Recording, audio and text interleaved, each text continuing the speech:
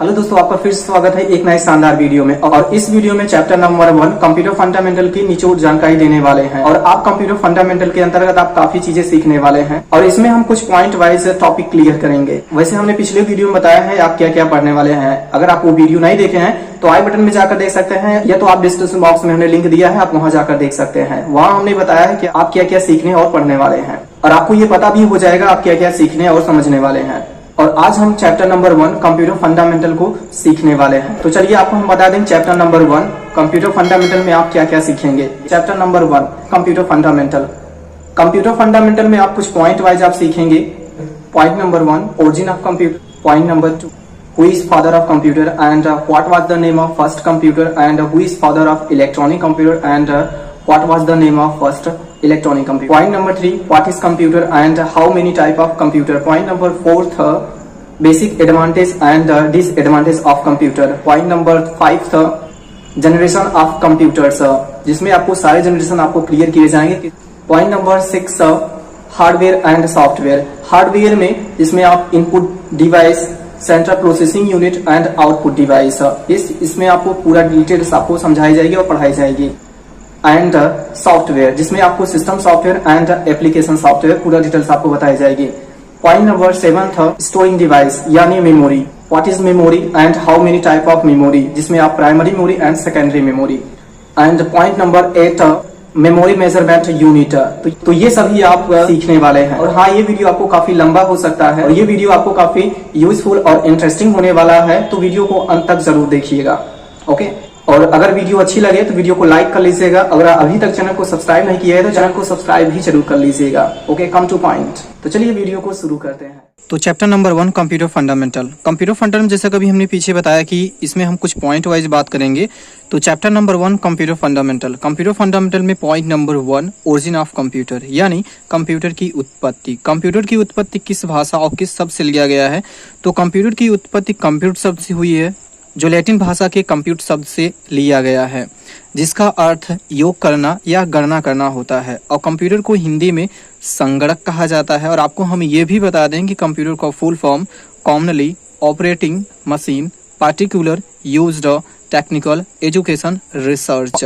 और point number 2 who was the father of computer यानी computer के पिता कौन थे? तो कंप्यूटर के पिता चार्ल्स बेबेज को कहा जाता है। और चार्ल्स बेबेज एक गणितज्ञ वैज्ञानिक और यांत्रिक वैज्ञानिक थे। और इनका जन्म 26 दिसंबर 1791 में लंदन इंग्लैंड में हुआ था। और इनके पिता का नाम बेंजामिन वेबेज था और इनकी माता का नाम बेट्सी प्लमली टीम था। और इनकी पत्नी का नाम जॉर्जियाना व्हेटमोर था और इनकी राष्ट्रीयता ब्रिटिश था। और 18 अक्टूबर 1871 79 की आयु में मार्लोबोन लंदन इंग्लैंड में इनकी मृत्यु हो गई थी। और चार्ल्स बेबेज ने कंप्यूटर का आविष्कार सन 1822 में किया था। और चार्ल्स बेबेज ने सबसे पहला कंप्यूटर डिफरेंस इंजन का आविष्कार किया था, जिसे सबसे पहला प्रोग्रामेबल कंप्यूटर माना जाता है। और सन 1833 में चार्ल्स बेबेज ने एनालिटिकल इंजन का आविष्कार किया था, जो एक जनरल पर्पज कंप्यूटर था। और प्रथम कंप्यूटर का नाम अबेकस था।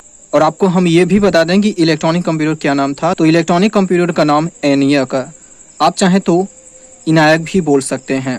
इनायक का पूरा नाम electronic numeric integrator and computer था।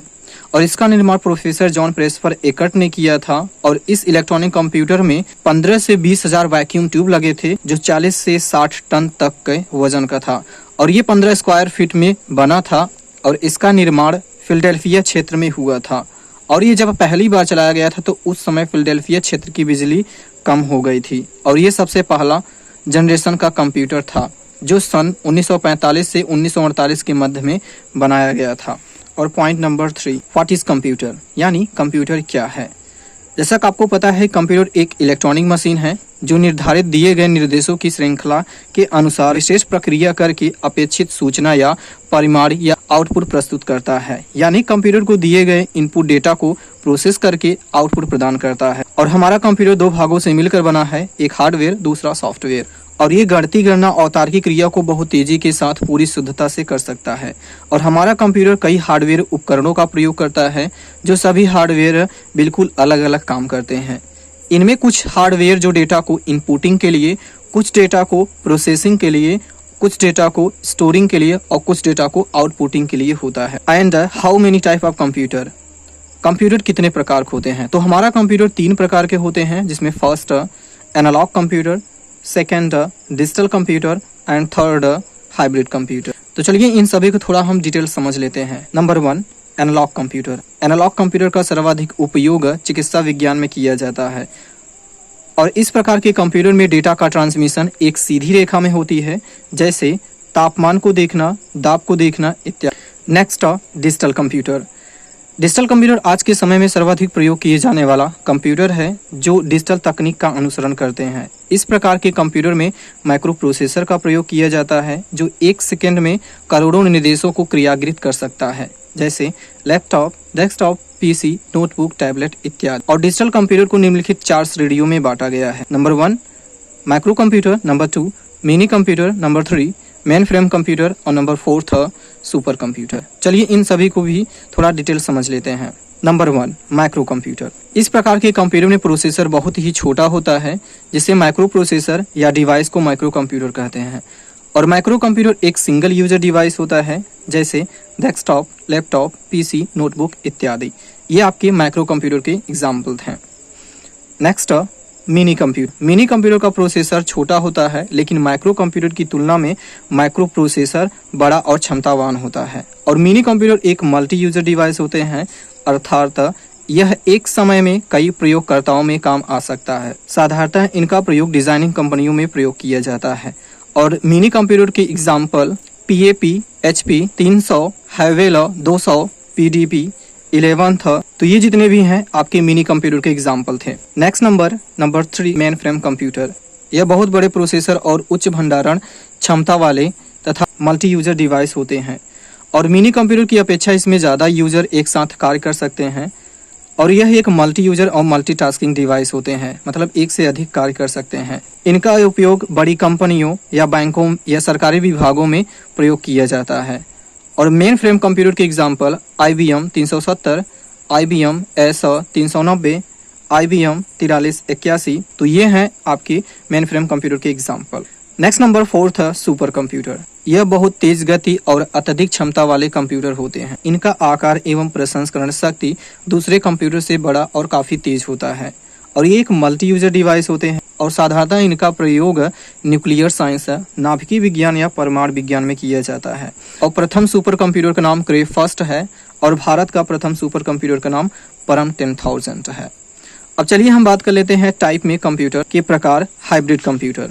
हाइब्रिड कंप्यूटर ऐसे कंप्यूटर होते हैं जिसमें एनालॉग कंप्यूटर और डिजिटल कंप्यूटर दोनों की विशेषताएं मिलती हैं। और इस कंप्यूटर सिस्टम के अंतर्गत डिजिटल कंप्यूटर और एनालॉग कंप्यूटर दोनों एक साथ काम करते हैं। अर्थात हाइब्रिड कंप्यूटर एनालॉग और डिजिटल कंप्यूटर का कॉम्बिनेशन है। उदाहरण के लिए मनुष्य के हृदय की धड़कन हार्ट बीट को ECG मशीन द्वारा मापा जाता है और ECG मशीन एक हाइब्रिड कंप्यूटर है, जिसके अंतर्गत दिल की धड़कन गिनने का काम एनालॉग कंप्यूटर करता है और प्राप्त जानकारी को रिपोर्ट बनाकर प्रिंट करने का काम डिजिटल कंप्यूटर करता है। तो दोस्तों ये हैं कंप्यूटर के प्रकार सारे जो हमने आपको डिटेल्स बताया। नेक्स्ट नंबर आपका पॉइंट नंबर 4 था। पॉइंट नंबर 4 में कंप्यूटर एडवांटेज एंड डिसएडवांटेज। जैसा कि आपको पता है कंप्यूटर में कुछ सुविधा और कुछ हानि भी है, मतलब कुछ आपके लाभ हैं तो कुछ आपके नुकसान यानी हानि भी हैं। इसमें हम समझेंगे कंप्यूटर की सुविधाएं और असुविधाएं। तो एडवांटेज ऑफ कंप्यूटर, कंप्यूटर की सुविधाएं, और इसमें भी हम कुछ पॉइंट वाइज समझेंगे। जिसमें पॉइंट नंबर 1 स्पीड यानी चार्ज। यह बहुत बड़ी धनराशि के कार्यों को कुछ ही सेकेंडों में करने वाला एक इलेक्ट्रॉनिक डिवाइस है और यह किसी भी कार्य को सेकंड के एक भाग के समय में कर सकता है, जबकि हमें पूरा करने में कई घंटे लगते हैं। और कंप्यूटर की स्पीड को माइक्रो सेकेंड, नैनो सेकेंड में मापी जाती है। नेक्स्ट नंबर 2 एक्यूरेसी यानी शुद्धता। कंप्यूटर बिना कोई गलती किए पूरी सही गणना कर सकता है। कंप्यूटर में कोई तभी आ सकती है जब मनुष्य द्वारा कोई गलत इनपुट या निर्देश दिया गया हो। पॉइंट नंबर 3 डिलिजेंस यानी परिश्रम। एक कंप्यूटर बिना थके लगातार स्वतंत्र रूप से सभी प्रकार के कार्यों को कर सकता है। तो ये हैं कंप्यूटर के कुछ लाभ जो हमने आपको कुछ पॉइंट वाइज हमने समझाए।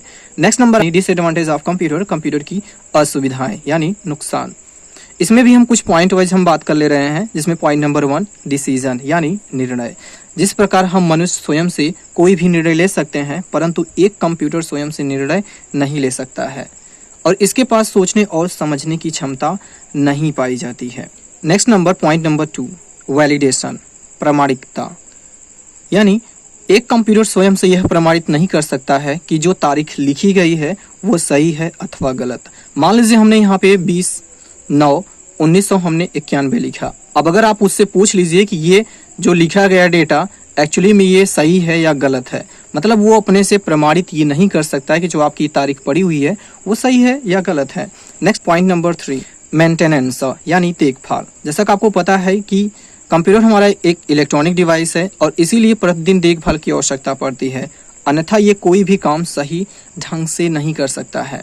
जैसा कि आपको पता है कि जितने भी हमने आपको ये advantage and disadvantage of computer में हमने बताया है कि कंप्यूटर में, जैसा कि आपको पता है, कंप्यूटर काफ़ी तेजी के साथ हमारा काम कर सकता है और ये पूरी शुद्धता से काम कर सकता है, बिना थके बिना रुके ये पूरी तरह से हमारा कंप्यूटर अच्छी तरह से काम कर सकता है। जिसमें हमने कुछ सुविधाएं और कुछ हमने हानि बताया। अगर हम हानि की बात करें, जैसा कि आपका डिसीजन, आपको ये भी पता है कंप्यूटर हमारा अपने से वो कुछ भी नहीं कर सकता है जब तक हम कंप्यूटर में कमांड न दे दें। जब हम कंप्यूटर में कोई भी इनपुट या कोई भी इंस्ट्रक्शन जब हम कंप्यूटर के अंदर इंटर देते हैं, कमांड देते हैं, तभी हमारा कंप्यूटर काम करता है, अन्यथा वो अपने से कुछ भी नहीं कर सकता। जैसा कभी हमने आपको वैलिडेशन भी बताया कि कंप्यूटर वो अपने से प्रमाणित नहीं कर सकता है, न तो डिसीजन ले सकता है, न तो अपने से अगर कुछ जैसे बिगड़ा हुआ है, जैसे मान लीजिए आपका कुछ सॉफ्टवेयर आपके काम नहीं कर रहे हैं या कुछ पूछो, मान लीजिए आपको फोटो एडिटिंग करना है, तो अगर आप बोल दें हाँ ये काम कर लीजिए, तो अपने से वो कुछ भी नहीं कर सकता, क्योंकि वो एक इलेक्ट्रॉनिक डिवाइस है। जब तक आप कमांड नहीं देंगे तब तक वो अपने से वो कुछ भी नहीं कर सकता है। तो चलिए अगले नंबर हम सीखते हैं। अगला नंबर पॉइंट नंबर 5, जिसमें जनरेशन ऑफ कंप्यूटर, कंप्यूटर की पीढ़ी। तो दोस्तों हम जनरेशन की बात कर रहे हैं, तो जनरेशन हम आपको 5 जनरेशन बताएंगे, जिसमें फर्स्ट जनरेशन 1945 से 1954 तक चला था।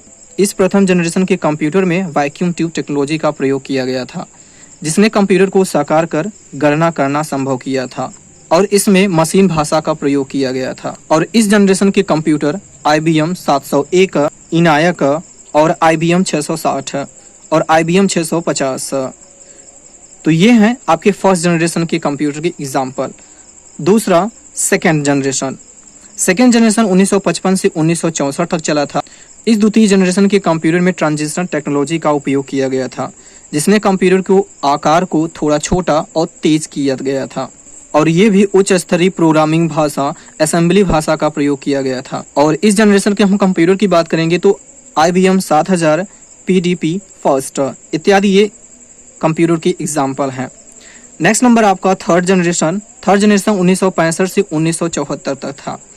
इस तृतीय जनरेशन के कंप्यूटर में IC यानी इंटीग्रेटेड सर्किट टेक्नोलॉजी का उपयोग किया गया था, जिसमें यह तुलनात्मक भरोसेमंद और तेज समझा गया। इस जनरेशन के कंप्यूटर का उपयोग वैज्ञानिक, वाणिज्यिक और इंटरेक्टिव ऑनलाइन एप्लीकेशन के लिए किया गया था। और इस जनरेशन में हाई लेवल प्रोग्रामिंग भाषा का उपयोग किया गया था, जैसे कोबोल, फोर्ट्रॉन, बेसिक इत्यादि।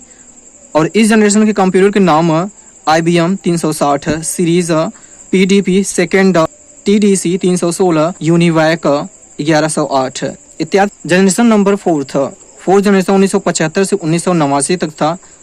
कंप्यूटर की इस चतुर्थ जनरेशन में माइक्रो प्रोसेसर टेक्नोलॉजी का उपयोग किया गया था, जो प्रथम, द्वितीय और तृतीय तीनों जनरेशन से काफी तेज और भरोसेमंद समझा गया था, जिसमें आप आसानी से कभी भी इधर उधर उठा एवं रख सकते थे। और इसमें भी हाई लेवल प्रोग्रामिंग भाषा बेसिक, पास्कल, कोबोल, फोर्ट्रॉन इत्यादि भाषा का प्रयोग किया गया था। और इस पीढ़ी के कंप्यूटर में VLSI यानी very large scale integrator circuit का प्रयोग किया गया था। इस जनरेशन के कंप्यूटर जैसे क्रेफास्ट, वैक्स 9000, IBM 4341, डेस, DEC 10 स्टार 1000 इत्यादि। ये आपके फोर्थ जनरेशन के कंप्यूटर के एग्जाम्पल थे। नंबर 5 जनरेशन, फिफ्थ जनरेशन 1989 से टिल डेथ मतलब आज तक। इस पंचम जनरेशन के कंप्यूटर स्वचालित बुद्धिमत्ता और आर्टिफिशियल इंटेलिजेंस का प्रयोग करते हैं। इस पीढ़ी के कंप्यूटर का उपयोग ऐसे मशीन बनाने के लिए किया जाता है जो कि इंसानों की तरह सीख सकें और दूसरों को सिखा सकें। और इस जनरेशन के कंप्यूटर के उदाहरण परम 10000, IBM notebook, Intel P4 laptop जैसे ये कंप्यूटर शामिल हैं, जो इसे कंप्यूटर टेक्नोलॉजी में सर्वोपरि सिद्ध करता है, जिसमें यह अपने खुद के IQ का भी इस्तेमाल करता है। IQ बोले तो इंटेलिजेंट कॉन्टिएंट। और इसमें भी हाई लेवल प्रोग्रामिंग भाषा का प्रयोग किया गया था, जैसे C++, जावा, पाइथन इत्यादि। तो दोस्तों ये है आपके टोटल जनरेशन जो हमने आपको पूरा डिटेल्स बताया। Next number, point number 6, hardware and software.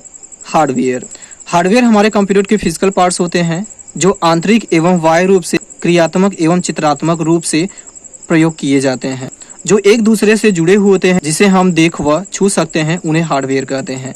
जैसे keyboard, mouse, monitor, printer, CPU, hard disk, motherboard, RAM, CD drive, wire cable इत्यादि। जैसा कि आपको ये भी बता दें कि हमारा कंप्यूटर 2 भागों से मिलकर बना है, एक हार्डवेयर और दूसरा सॉफ्टवेयर। अब आपको हम थोड़ा फिगर के माध्यम से आपको हम बताएंगे। जैसा कि आपको कंप्यूटर आपको दिखाई दे रहा है, कंप्यूटर जैसा कि आपको यहाँ पे 2 भाग हैं, एक हार्डवेयर दूसरा सॉफ्टवेयर। हार्डवेयर अभी हमने आपको क्लियर किया कि हार्डवेयर क्या है और वो कौन कौन से हैं। हार्डवेयर आपको यहाँ हम 3 पॉइंट हम समझेंगे, जिसमें आपको input device, central processing unit और आउटपुट डिवाइस। इसमें एक और है आपका मेमोरी। वैसे मेमोरी का भी हम पूरा फुल डिटेल्स बात करेंगे। तो हार्डवेयर में इनपुट डिवाइस। अब इनपुट डिवाइस है क्या? इनपुट डिवाइस हार्डवेयर का एक भाग है और इनपुट डिवाइस का प्रयोग किसी भी डेटा एवं निर्देश को कंप्यूटर में इंटर कराने या सिग्नल प्रदान करने के लिए किया जाता है। और इनपुट डिवाइस के उदाहरण कीबोर्ड, माउस, स्कैनर, माइक्रोफोन। तो चलिए इन सभी को भी थोड़ा हम डिटेल समझ लेते हैं। कीबोर्ड हार्डवेयर में एक इनपुट डिवाइस है और कीबोर्ड का प्रयोग कंप्यूटर में किसी भी डेटा को इंटर कराने के लिए यूज होता है। यह एक टाइप राइटर जैसा काम करता है, जो कोई सी भी शब्द डेटा को इंटर करने के लिए किया जाता है या किसी चीज़ को टाइप करने के लिए यूज होता है या किसी भी शब्द को टाइप करने के लिए प्रयोग किया जाता है। कीबोर्ड 2 प्रकार के होते हैं, एक नॉर्मल कीबोर्ड और दूसरा आपके मल्टीमीडिया कीबोर्ड। नॉर्मल कीबोर्ड और मल्टीमीडिया को आप आसानी से समझ सकते हैं। नॉर्मल कीबोर्ड में जो बटनों की संख्या रहेगी वो 102, 104, 109, 111 तक बटन पाए जाते हैं। वहीं मल्टीमीडिया कीबोर्ड में 126 की पाए जाते हैं और जो बटनों के प्रकार होते हैं वो टोटल आपके 6 प्रकार होते हैं, जैसा कि आपको ये दिखाई भी दे रहा है। नेक्स्ट नंबर, माउस भी एक हार्डवेयर में एक इनपुट डिवाइस है, जिसके हम कोई भी ड्राइंग करने के लिए या प्रभावी बिंदुओं को हम दर्शाने के लिए यूज करते हैं, जिसके माध्यम से मेरा काम थोड़ा आसान हो जाता है। माउस में टोटल 3 बटन होते हैं, लेफ्ट बटन, राइट बटन और स्क्रॉल बटन। माउस 2 प्रकार के होते हैं, एक आपका ऑप्टिकल माउस, दूसरा मैकेनिकल माउस। इन दोनों को आप आसानी से समझ सकते हैं कौन सा ऑप्टिकल है, कौन सा मैकेनिकल है। ऑप्टिकल माउस में हमेशा माउस में जो एक लाइट जलती है वो सेंसर लगा होता है और वहीं आपके मैकेनिकल माउस में उसी के स्थान रबड़ का यूज किया जाता है। तो इस तरह से आप पहचान सकते हैं। नेक्स्ट नंबर आपका स्कैनर एक हार्डवेयर में ये भी एक इनपुट डिवाइस है और इसका प्रयोग किसी भी शब्द, अक्षर या बारकोड या उसकी प्रतिलिपि को कंप्यूटर में स्टोर करने मतलब स्कैन करने के लिए प्रयोग किया जाता है। और स्कैनर ही जैसा आपके कुछ डिवाइस और भी हैं, जैसे MICR, BCR और QR। MICR बैंकों में यूज होता है, जो आपका चेक होता है, चेक में एक कोड पड़ा रहता है, उस कोड को स्कैन करने का काम करता है। जब स्कैन प्रक्रिया होती है तो उस प्रक्रिया को स्कैन किया जाता है, मतलब डेटा उसके अंदर कंप्यूटर के इंटर होता है। ये भी एक प्रकार का इसीलिए इनपुट डिवाइस होता है। तो वो चेक को स्कैन करने के लिए MICR यानी मैग्नेटिक इंक करेक्टर का प्रयोग किया जाता है। नेक्स्ट नंबर इसमें देखेंगे आपका BCR है, मतलब बार कोड रीडर। जब आप कोई खरीदते हैं तो उसमें देखते होंगे R कोड लगा होता है। तो जब BCR यानी बार कोड रीडर से वो स्कैन किया जाता है, उसमें date expiry data, opening packet data, price और भी उसमें सारी चीज़ें डिटेल्स जानकारी मिल जाती है। नेक्स्ट नंबर QR आपके आधार कार्ड में होता है या किसी को पेमेंट करने लगते हैं तो उसको स्कैन करके आप किसी को पेमेंट या उसके बारे में आप डिटेल जानकारी आप ले सकते हैं, जो आपको कुछ इस तरह से आपको ये QR होते हैं। QR बोले तो क्विक रिस्पॉन्स। तो ये है आपके इनपुट डिवाइस। अगर आपको ये वीडियो अच्छी लग रही हो तो वीडियो को लाइक करें और अगर आपके फ्रेंड सर्कल में भी कोई कंप्यूटर क्लास कर रहा है तो ये वीडियो उनको जरूर शेयर करें और अभी तक चैनल को सब्सक्राइब नहीं किया है तो प्लीज चैनल को सब्सक्राइब जरूर करें। नेक्स्ट नंबर आपका सेंट्रल प्रोसेसिंग यूनिट यानी CPU। ऐसी इकाइयां जो डेटा के प्रसंस्करण को सूचना में बदलती हैं उन्हें प्रोसेसिंग यूनिट यानी प्रसंस्करण इकाई या CPU कहते हैं। और CPU यानी central processing unit computer system का मस्तिष्क होता है। और CPU एक डिवाइस भी है जिसे माइक्रो प्रोसेसर कहते हैं, जो कंप्यूटर में एक छोटी सी चिप होता है जो इनपुट डिवाइस से इनपुट प्राप्त करता है और इनपुट को प्रोसेस करता है, फिर आउटपुट डिवाइस को आउटपुट प्रदान करता है। और यह एक सिलिकॉन का बना होता है, इसमें लाखों ट्रांजिस्टर होते हैं, जैसे Pentium 3, Pentium 4, dual core, core i3, core i5, core i7, ये सारे प्रोसेसर के नाम हैं। और इसमें ALU, CU और MU भी शामिल है। तो चलिए इस फिगर के माध्यम से थोड़ा समझ लेते हैं। जैसा कि यहाँ देख रहे हैं हमारे पास यहाँ एक फिगर बना हुआ है। इस फिगर में आपका इनपुट डिवाइस है CU यानी control unit, ALU arithmetical and logical unit, next number आपका MU यानी मेमोरी यूनिट, और अगला आपको देखेंगे यहाँ पर है आउटपुट डिवाइस। अब ये कैसे काम करता है? जब हम इनपुट डिवाइस अगर हम बात करें तो भी हमने पीछे बात किया कि इनपुट डिवाइस होता क्या है। इनपुट डिवाइस से कंप्यूटर में किसी भी डेटा को इंटर कराने के लिए यूज होता है। अगर हम समझे तो इनपुट डिवाइस के एग्जांपल तो हम कीबोर्ड समझ ले रहे हैं। अब कीबोर्ड के माध्यम से हम कंप्यूटर में कुछ भी डेटा, अगर हम कुछ भी कैरेक्टर या सिंबल या नंबर हम प्रेस कराते हैं तो सबसे पहले आपको CU के पास जाता है। CU एक हमारे बॉस की तरह काम करता है जो हमारे कंप्यूटर के सभी गतिविधियों को कंट्रोल करता है। जैसे मान लीजिए हमने अपने कीबोर्ड से हमने एक शब्द लिखा, कैरेक्टर लिखा राम। जब हम राम लिखते हैं तो हमारे किसके माध्यम से लिखे? हमने अपने कीबोर्ड के माध्यम से। जब हम कीबोर्ड के माध्यम से कंप्यूटर में जब हम डेटा इंटर कराते हैं तो कीबोर्ड हमारा क्या है? एक इनपुट डिवाइस है। जैसे इंटर होता है तो कंट्रोल यूनिट तुरंत समझता है कि किस प्रकार का डेटा है। जैसे ही समझ जाता है कैरेक्टर या सिंबल शब्द रहता है तो तुरंत इसको क्या करता है? आउटपुट रूप में उसको भेज देता है। अब आउटपुट डिवाइस क्या करता है? आउटपुट डिवाइस के माध्यम से उसको प्रदर्शित करा देता है, जो रिजल्ट रूप में आपको दिखाई देता है, जिसको आप मॉनिटर के अपने स्क्रीन पर आप देख सकते हैं। ठीक, तो इस तरह से थोड़ा हम एक एग्जांपल और ले रहे हैं। जैसे मान लीजिए हमने यहाँ से अपने कीबोर्ड के माध्यम से हम एक नंबर प्रेस कराया जिसमें हमने 10 प्लस हमने 10 डाला। अब इसका आंसर आएगा क्या? तो जब हम कीबोर्ड के माध्यम से मतलब हम कीबोर्ड के माध्यम से इनपुट देते हैं, हमने 10 प्लस 10 डाला तो सीधे क्या जाएगा? CU के पास जाएगा। अब CU क्या करता है? ये समझेगा कि किस प्रकार डेटा है, क्योंकि CU का मतलब कंट्रोल यूनिट, सारे इंस्ट्रक्शन को ये कंट्रोल करता है। तो CU किसके पास भेजेगा? ALU के पास। और ALU क्या है? एक प्रकार से ALU काम क्या करता है? ALU हमारा अर्थमेटिकल और लॉजिकल क्रिया काम करता है, जिसमें आपके जोड़ घटाने गुणे भाग और छोटा बड़ा और बराबर आ जाते हैं। तो ये क्या करता है? तो हमने ये वैल्यू को हमने यहाँ पे नंबर हमने डाला है, अर्थमेटिकल है। तो जैसे हमने इनपुट दिया कीबोर्ड के माध्यम से CU के पास जाएगा, CU क्या करेगा? ALU के पास भेजेगा। ALU जैसे ही पहुंचेगा वो समझ जाएगा ये नंबर है, तो इसका आंसर क्या आ जाएगा? तो हमने 10 प्लस हमने 10 डाला, कितना आएगा? यहाँ पे 20। जैसे ही 20 आएगा तो ALU क्या करेगा? उसके पास सिर्फ CU के पास भेजेगा। अब CU क्या करेगा? उसको भेज देगा किसके पास? आउटपुट डिवाइस के पास। अब आउटपुट डिवाइस में उसको क्या करेगा? रिजल्ट दिखा देगा कि आप ये लीजिए, आपने ये प्रेस कराया था, तो उसको आपके मॉनिटर की स्क्रीन पर उसको आप देख सकते हैं। तो इस तरह से काम करता है। तो हमने क्या किया? डेटा इंटर कराया, कंट्रोल का समझता है कि किस प्रकार डेटा है, उसको ट्रांसफर कर देता है, ट्रांसफर करने के बाद आउटपुट में भेज देता है, जो आउटपुट किसी माध्यम से उसको आप प्राप्त कर सकते हैं। तो ये जितने भी हमने डेटा कंप्यूटर के अंदर दिया, इसके बाद जो भी डेटा स्टोर होता है वो हमारे कहाँ होता है? हमारे मेमोरी में, यानी मेमोरी यूनिट में, वहाँ जाकर स्टोर होता है। चलिए इन थोड़ा हम डिटेल समझ ले रहे हैं कि कंट्रोल यूनिट किस तरह क्या है, ALU क्या है और MU क्या है। अभी तो हमने समझा है, चलिए हम थोड़ा समझ लेते हैं इनको भी। तो इसमें कंट्रोल यूनिट यानी CU, कंट्रोल यूनिट जैसा कभी हमने बताया, कंट्रोल यूनिट मुख्य बॉस की तरह काम करता है और ये प्रोसेसर की सभी गतिविधियों को संपादित करता है और ये डेटा के प्रवाह को एक क्षेत्र से दूसरे क्षेत्र तक प्रवाहित करता है। यह केंद्रीय संचालन तंत्रिका में कंप्यूटर की एक उपकरण से दूसरे उपकरण तक डेटा को ट्रांसफर भी करता है। कंट्रोल यूनिट वर्तमान सिस्टम में निर्देशों को सीधे प्राप्त कर उस पर सीधे कार्य करने में सक्षम होता है और यह डेटा पर कोई वास्तविक प्रसंस्करण प्रस्तुत नहीं करता है और यह कंप्यूटर के विभिन्न कंपोनेंट का प्रबंधन करता है और यह मुख्य मेमोरी में उपस्थित प्रोग्राम से निर्देशों को सीधे प्राप्त कर सिग्नल के रूप में दूसरे इकाइयों तक पहुंचाने का काम करता है और उस पर कार्य करने के लिए दूसरे इकाइयों को भी प्रेरित करता है। नेक्स्ट नंबर देखेंगे आपका ALU यानी अर्थमेटिक एंड लॉजिकल यूनिट। यह कंप्यूटर प्रोसेसर यानी CPU का एक हिस्सा है और यह प्रोग्राम नियंत्रण में सभी प्रकार की गणितीय और तार्किक क्रियाओं पर कार्य करता है। यह प्राथमिक भंडारण में उपस्थित निर्देशों को आवश्यकता अनुसार स्थान पर पहुंचाता है और ALU निम्नलिखित क्रियाओं पर कार्य करता है, जैसे जोड़, घटाने, गुणे, भाग और तार्किक क्रियाओं को बड़ा, छोटा और बराबर इत्यादि की सहायता से करता है। नेक्स्ट नंबर इसमें देखेंगे आपको जो हमने बताया कि MU यानी मेमोरी यूनिट। मेमोरी का प्रयोग प्रोसेसर से पहले और बाद में डेटा और निर्देशों को संग्रहित करने के लिए किया जाता है और मेमोरी दो प्रकार के होते हैं, एक प्राइमरी मेमोरी और दूसरा सेकेंडरी मेमोरी। अभी इसके बारे में हम फुल डिटेल से बात करेंगे। और अगला number output device. Output device hard या सॉफ्ट के रूप में परिमाण देते हैं और इन डिवाइसों का उपयोग प्रयोगकर्ता को हार्ड कॉपी और सॉफ्ट कॉपी के रूप में डेटा को प्रदर्शित कराने के लिए किया जाता है। आउटपुट डिवाइस के एग्जाम्पल जैसे मॉनिटर, प्रिंटर, प्रोजेक्टर और स्पीकर। तो चलिए इन सभी को भी थोड़ा सा हम डिटेल्स में समझ लेते हैं। मॉनिटर, मॉनिटर क्या है? हार्डवेयर में एक आउटपुट डिवाइस है। इसका प्रयोग जो इनपुट डेटा देते हैं उसको प्रोसेस करके रिजल्ट के रूप में दिखाने का काम करता है।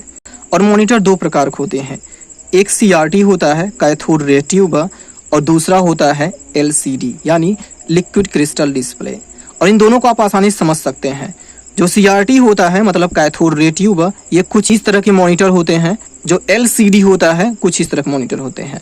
और ये दोनों ही दो प्रकार के होते हैं, जिसमें आपका CRT मतलब कैथोड रे ट्यूब मोनोक्रोम होता है जिसमें ब्लैक एंड व्हाइट होता है और दूसरा आपके कलर में आते हैं, मतलब ये दो तरीके के होते हैं। वही आपका LCD जो होता है ये भी दो प्रकार के होते हैं, एक होता है LED यानी लाइट इमिटिंग डायोड और दूसरा TFT यानी थीन फिल्म ट्रांजिस्टर। इन दोनों को भी आप आसानी से समझ सकते हैं। जो आपका LED होता है वो आपको कैसे भी आप देखेंगे एकदम क्लियरिटी में अच्छे से दिखेगा, इसलिए बोला जाता किसी भी प्रकार का मॉनिटर लें तो उसको LED मॉनिटर लें, ठीक है। तो अगला नंबर इसमें देखेंगे आपका TFT है यानी थीन फिल्म ट्रांजिस्टर। इसको आप अगर थोड़ा सा अगर क्रॉस में देखते हैं थोड़ा का वो निगेटिव दिखता है, तो ये आप मॉनिटर है। नेक्स्ट नंबर आपका प्रिंटर। प्रिंटर भी हमारा एक आउटपुट डिवाइस होता है और ये हार्ड कॉपी को प्राप्त करने के लिए प्रयोग किया जाता है, जो पेपर द्वारा प्रिंट किया जाता है। और ये प्रिंटर दो प्रकार के होते हैं, एक इम्पैक्ट प्रिंटर, इसके एग्जाम्पल डॉट मैट्रिक्स प्रिंटर होता है और दूसरा होता है non impact printer. Non impact के एग्जाम्पल हैं inkjet printer, laser printer, 3D printer, ये आपके प्रिंटर के एग्जाम्पल है। Next number projector. प्रोजेक्टर जो होता है ये भी एक प्रकार का एक आउटपुट डिवाइस होता है, जो बड़े एनिमेशन या प्रेजेंटेशन हम तैयार किए रहते हैं उस ग्रुपों में जो प्रोजेक्ट की सूचनाएं जो एक बड़े पर्दे या दीवार पर दिखाया जाता है। नेक्स्ट नंबर देखेंगे आपका स्पीकर। जैसा कि आपको स्पीकर भी एक आउटपुट डिवाइस होता है और इसका प्रयोग किसी भी साउंड के माध्यम से कोई भी गाना सुनने का काम करते हैं। तो ये है आपके output device. Next number software. Software क्या है? सॉफ्टवेयर कंप्यूटर डेटा एवं निर्देशों का एक संग्रह होता है जो कंप्यूटर को कार्य करने का तरीका बताता है और कंप्यूटर सिस्टम के भौतिक उपकरणों के बीच किसी विशिष्ट कार्य को करने के लिए जो प्रोग्राम उपलब्ध होते हैं उन्हें सॉफ्टवेयर कहते हैं। जैसे Windows 7, Windows 10, Unix, Linux, iOS, Android इत्यादि ये सारे सॉफ्टवेयर हैं। और सॉफ्टवेयर दो प्रकार के होते हैं, एक सिस्टम सॉफ्टवेयर, दूसरा application software. System software. System software hardware और दूसरे सॉफ्टवेयर को इंटरफेसिंग की सहायता से रन करने के योग्य बनाता है और यह प्रोग्रामों का एक सेट होता है। और सिस्टम सॉफ्टवेयर कंप्यूटर के आंतरिक कार्यों मतलब इंटर फंक्शन को कंट्रोल करता है और यह सॉफ्टवेयर मॉनिटर, प्रिंटर और स्टोरेज जैसे डिवाइस को कंट्रोल करता है और यह कंप्यूटर के सभी फंक्शन को बनाए रखता है ताकि कंप्यूटर सही तरीके से काम कर सके। और कंप्यूटर सिस्टम सभी प्रकार की क्रियाओं और प्रोसेसिंग शक्ति को बढ़ाने के लिए किया जाता है। और सिस्टम सॉफ्टवेयर के example Windows 7, Windows 10, Unix, Linux, iOS, Android, Apple का मैक इत्यादि ये सारे सिस्टम सॉफ्टवेयर के एग्जांपल हैं। Next number application software. Application software का प्रयोग किसी विशिष्ट कार्य को करने या प्रयोगकर्ता को आवश्यकता अनुसार पूरा करने के योग्य बनाता है। यह प्रोग्रामों का एक समूह होता है जो किसी विशेष प्रकार की समस्याओं और छोटे कामों को हल करने के लिए होता है, जैसे डॉक्यूमेंट्स बनाने, स्प्रेडशीट बनाने, ऑनलाइन रिसर्च करना, ईमेल भेजना, ग्राफिक डिजाइन करना, व्यवसाय चलाना इत्यादि। इस तरह से हम काम करने के लिए प्रयोग करते हैं। और एप्लीकेशन सॉफ्टवेयर के example MS Word, MS Excel, Photoshop, Corel Draw, PageMaker, Tally इत्यादि ये सारे एप्लीकेशन सॉफ्टवेयर होते हैं। जैसा कि अभी हमने पीछे बताया था कि मेमोरी को हम फुल डिटेल समझेंगे। ओके, तो पॉइंट नंबर 7 स्टोरिंग डिवाइस यानी मेमोरी। मेमोरी किसे कहते हैं या मेमोरी क्या है? तो कंप्यूटर सिस्टम के वास्तविक प्रसंस्करण के शुरू होने से पहले इनपुट इकाइयों द्वारा जो डेटा एवं सूचनाओं को एक जगह स्टोर करने के लिए इंटर किया जाता है उसे स्टोरिंग डिवाइस यानी मेमोरी कहते हैं। और कंप्यूटर स्टोरिंग के लिए अपने मेमोरी का प्रयोग करता है। और स्टोरिंग डिवाइस यानी मेमोरी दो प्रकार के होते हैं, पहला प्राइमरी मेमोरी, दूसरा सेकेंडरी मेमोरी। चलिए इन दोनों को भी हम थोड़ा समझ लेते हैं डिटेल्स में। पहला प्राइमरी मेमोरी। प्राइमरी मेमोरी जिसे हम कंप्यूटर की मुख्य मेमोरी यानी मेन मेमोरी के रूप में जानते हैं और यह कंप्यूटर का वह मुख्य क्षेत्र होता है जहां पर डेटा को कंप्यूटर के प्रोसेसर द्वारा त्वरित या शीघ्रता पहुंचने के लिए स्टोर किया जाता है। और प्राइमरी मेमोरी दो प्रकार के होते हैं, पहला रैम, दूसरा रोम। चलिए इन दोनों को भी हम थोड़ा समझ लेते हैं। रैम कंप्यूटर मेमोरी का एक प्रकार है जो कंप्यूटर की स्विच ऑन होने पर इसके डेटा को लंबे समय तक स्टोर करता है, और जब कंप्यूटर बंद होता है तब रैम में उपस्थित डेटा समाप्त हो जाती है। और रैम एक भूलने और बदलने वाली मेमोरी होती है, यानी वोलाटाइल मेमोरी होती है। और कंप्यूटर में उपस्थित डेटा को सीपीयू के किसी भी आदेश पर लिखा एवं पढ़ा जा सकता है। और रैम का मुख्य उद्देश्य कंप्यूटर के वास्तविक प्रसंस्करण के समय डेटा एवं प्रोग्राम को लंबे समय तक स्टोर करना होता है। और रैम के कुछ प्रकार हैं: S RAM, D RAM, S T RAM, R D RAM, DDRS, D RAM, DDR1, DDR2, DDR3, DDR4। ये रैम के प्रकार हैं। नंबर 2, रोम। रोम भी कंप्यूटर मेमोरी का एक प्रकार है जो डेटा को अस्थायी रूप से स्टोर करता है। और रैम में उपस्थित डेटा को सीपीयू के किसी भी आदेश पर केवल पढ़ा जा सकता है। और रोम का विषय वस्तु कंप्यूटर के निर्माण के समय ही सुनिश्चित कर दिया जाता है। और रोम में जुड़ी विशेषताएं न भूलने और न बदलने वाली होती है, यानी ये एक प्रकार का नॉन वोलाटाइल मेमोरी होता है, जिसका तात्पर्य यह हुआ कि रोम अपने विषय वस्तु तक बिना किसी पावर स्रोत के पहुंच सकता है। प्राइमरी मेमोरी फर्स्ट और second number secondary memory. Secondary memory का प्रयोग पर्सनल डेटा व सॉफ्टवेयर और कंप्यूटर के सभी डेटा को स्टोर करना होता है। और यह डेटा कुछ भी हो सकता है, जैसे फोटो, वीडियो, मूवी, गाने, गेम, डॉक्यूमेंट्स इत्यादि। और यह स्थायी डेटा को स्टोर करता है, और यह एक न भूलने और न बदलने वाला मेमोरी होता है, जैसा कि यह नॉन वोलाटाइल मेमोरी होता है। और सेकेंडरी मेमोरी स्टोरेज की क्षमता बहुत अधिक होती है, इसलिए इसमें बहुत सारे डेटा आसानी से स्टोर किया जा सकता है। और सेकेंडरी मेमोरी के example HD, CD, SSD, pen drive. तो चलिए इन सभी चारों को भी हम थोड़ा डिटेल्स में समझ लेते हैं। HD यानी हार्ड डिस्क का। हार्ड डिस्क सामान्यतः जिसे हम HD अथवा HDD और पहले फिक्स डिस्क के रूप में जाना जाता था। और यह एक न भूलने और न बदलने वाला भंडारण यंत्र है, यानी एक नॉन वोलाटाइल मेमोरी होता है जो डेटा को अंकीय कोड में बहुत तेजी से घूम रहे प्लेटर पर चुंबकीय रूप से स्टोर करता है। हार्ड डिस्क अपने खुद के ड्राइवर से काम करता है, अतः इसे दूसरे ड्राइवर की आवश्यकता नहीं होती है। और हार्ड डिस्क अनेक आकार में आता है, जैसे 80 GB, 160 GB, 250 GB, 500 GB, 1 TB, 2 TB इत्यादि। नेक्स्ट नंबर आपका CD यानी कॉम्पैक्ट डिस्क का। CD अंकीय डेटा को स्टोर कर सकता है, और इसके भंडारण का लाभ यह होता है कि यह अधिक क्षमता वाला और टिकाऊ होता है। और मार्केट में साधारणतः CD 2 प्रकार के होते हैं। पहला WORM, दूसरा CDRW। WORM write once read many, मतलब अगर एक बार इसमें डेटा राइट कर दिया गया है तो उसको आप बार बार रीड कर सकते हैं। मतलब एक बार डेटा स्टोर होता है तो उसको आप बार बार देख सकते हैं, उसमें आप कोई चेंजिंग नहीं कर सकते। एक ही बार डेटा वो स्टोर होता है, बार बार नहीं। मतलब एक प्रकार का ये नॉन वोलाटाइल मेमोरी जैसा काम करता है। और इसी में जो आपका अगला नंबर है CDRW, ये कॉम्पैक्ट डिस्क रीराइटेबल होता है। मतलब इसमें अगर एक बार डेटा स्टोर हुआ है तो फिर से उसको हटा करके फिर डेटा आप स्टोर करा सकते हैं। नेक्स्ट नंबर आपका है SSD बोले तो SSD का मतलब सॉलिड स्टेट ड्राइव होता है, और ये भी एक प्रकार सेकेंडरी मेमोरी डिवाइस होता है, और जो HD के समान ही बड़ी मात्रा में डेटा को अस्थायी रूप से स्टोर करने के लिए किया जाता है। Next number pen drive. ये एक छोटा सा स्टोरिंग डिवाइस है जो किसी भी डेस्कटॉप, लैपटॉप अथवा कंप्यूटर से USB पोर्ट की सहायता से बहुत अधिक मात्रा में डेटा एवं सूचनाओं को स्थानांतरित करने एवं स्टोर करने के लिए किया जाता है। पेन ड्राइव हमारी फाइलों, फोल्डरों, डॉक्यूमेंट्स, फोटो, वीडियोस और दूसरे व्यक्तिगत विषय वस्तुओं को स्टोर करने और स्थानांतरित करने का सबसे उपयुक्त साधन है। तो दोस्तों ये कंप्यूटर फंडामेंटल का लास्ट पॉइंट है, मेमोरी मेजरमेंट यूनिट, यानी मेमोरी की मापने की इकाई। अब मेमोरी मेजरमेंट यूनिट है क्या? कंप्यूटर मेमोरी में डेटा व इंफॉर्मेशन को संग्रहित करने की इकाई बाइट होती है, यानी कंप्यूटर मेमोरी को बाइट में मापा जाता है। मतलब किसी भी मेमोरी की स्टोरेज क्षमता जिन इकाइयों द्वारा मापी जाती है उन इकाइयों को मेमोरी यूनिट कहते हैं। जिस प्रकार आवाज को नापने के लिए डेसिमल, वजन को मापने के लिए ग्राम और समय को मापने के लिए सेकंड, मिनट और घंटे होते हैं, उसी प्रकार कंप्यूटर की स्टोरेज क्षमता मापने के लिए कुछ मात्रकों का निर्धारण किया गया है, और उन्हीं मात्रकों को कंप्यूटर की यूनिट या इकाई कहते हैं। और कंप्यूटर 0 और 1 की भाषा समझता है, जिसे हम बाइनरी डिजिट या बाइनरी भाषा कहते हैं। बिट कंप्यूटर मेमोरी की सबसे छोटी इकाई होती है, और यह एक अक्षर तक डेटा स्टोर कर सकता है। और इस दुनिया में जितने भी कंप्यूटर हैं उन सब 0 और 1 की मशीन भाषा या बाइनरी भाषा समझ आती है, जो हमारे द्वारा दिए गए इनपुट डेटा को मशीन भाषा में बदलने के बाद ही कंप्यूटर समझ पाता है।